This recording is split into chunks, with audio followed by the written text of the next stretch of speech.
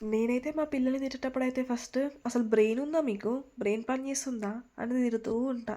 Brain అంటే ఇష్టమా మీకు చెప్పండి? ఒకవేళ ఇష్టమైతే కామెంట్ చేయండి. అలాగే ఆ రెసిపీ ఎలా ప్రిపేర్ చేస్తారో కూడా కామెంట్ చేయండి. మా ఇంట్లో అయితే ఈరోజు 3 బ్రెయిన్స్ వచ్చాయి. ఆ బ్రెయిన్స్ ఎవరివో అనుకోకండి. సేమ్ మన బ్రెయిన్ కూడా ఇలానే ఉంటుంది. ఇదొచ్చేసి మేక బ్రెయిన్. మనం మేక తలకాయ తింటాము. తలకాయలోని బ్రెయిన్ గూడా తింటాం గదా! సో, బ్రెయిన్ ఇలా సెపరేట్‌గా ఫ్రై చేసుకొని తింటే అబ్బబ్బబ్బా! ఆ టేస్టే వేరుంటదసలు. మీరెలా తింటారో చెప్పండి. బ్రెయిన్ ఫ్రై ఇలా సింపుల్‌గా చేశామనుకోండి, ఎగ్ ఎలా ఉంటదో లొట్టలేసుకుంటూ తినేసేస్తారు. పిల్లలైనా సరే, పెద్దవాళ్ళైనా సరే.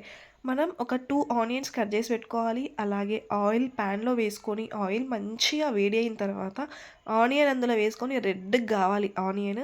అలా రెడ్‌గా అయిన ఆనియన్‌లో కొంచెం సాల్ట్ వేసుకొని మంచిగా ఫ్రై చేసుకోవాలి. ఫ్రై అవ్వడానికి టైం పడతది గదా! సో, అలా ఫ్రై అవ్వనివ్వాలి. ఇంకొంతమంది ఎలా తిడతారు, "మెదడుందా నీకు అసలు? కోడి మెదడా?" ఇలా అన్నీ మెదడుని యూజ్ చేసుకొని వర్డ్స్ తిడుతూ ఉంటారు గదా! కానీ ఈ బ్రెయిన్ తింటే మన బ్రెయిన్ గూడా మంచిగా షార్ప్‌గా పనిచేస్తదంట పెద్దవాళ్ళు జెప్తారు. మీరెప్పుడైనా విన్నారా అలాంటి మాటలు? మనకి నచ్చనివి తిను, తిను అని చెప్తారు చూడండి. ఆ మూమెంట్‌లో ఇలాంటి మాటలన్నీ బయటికి వస్తాయి. బట్ అది నిజమే గావచ్చు. తలకాయ తింటే మంచి తలకాయ పనిచేస్తది. బ్రెయిన్ తింటే బ్రెయిన్ మంచిగా షార్ప్ అవుతది అని చెప్తారు గదా! కొన్ని కొన్ని నమ్మాలనిపిస్తది. కొన్ని కొన్ని తినాలని చెప్తారులే అని అనిపిస్తది గదా! సో, ఇప్పుడు మంచిగా ఫ్రై అయిన ఆనియన్‌లో మనం ఒక 5 మినిట్స్ వేడి నీళ్ళల్లో వేసి తీసిన ఈ బ్రెయిన్‌ని మనం ఈ ఆనియన్ ఫ్రైలో వేసుకోవాలి. అలా వేసి కొద్దిసేపు అటు ఇటు కలిపిన తర్వాత అందులో కొంచెం ఆయిల్ అబ్జర్వ్ చేస్తది కదా బ్రెయిన్.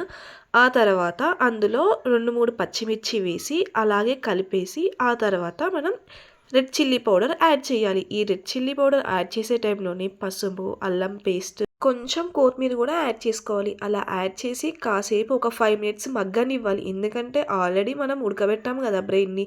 సో, ఈ ఆయిల్‌లో కూడా మంచిగా ఫ్రై అవ్వనివ్వాలి. అలా ఫ్రై అవుతూ ఉంటే స్మెల్ అయితే గుమగుమలాడిపోతుంది. ఎగ్‌ని మనం ఎంత ఇష్టంగా తింటామో సేమ్ అదే టేస్ట్‌తో గూడా ఈ బ్రెయిన్ ఉంటుంది.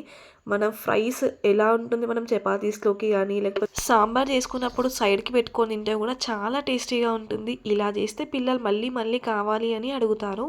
ఫైనల్‌గా బ్రెయిన్ ఫ్రై అయితే రెడీ అయిపోయింది. లాస్ట్ టచప్ ఏంటి అంటే కొంచెం ధనియా powder and garam masala add చేస్తే సూపర్ టేస్టీగా ఉంటుంది.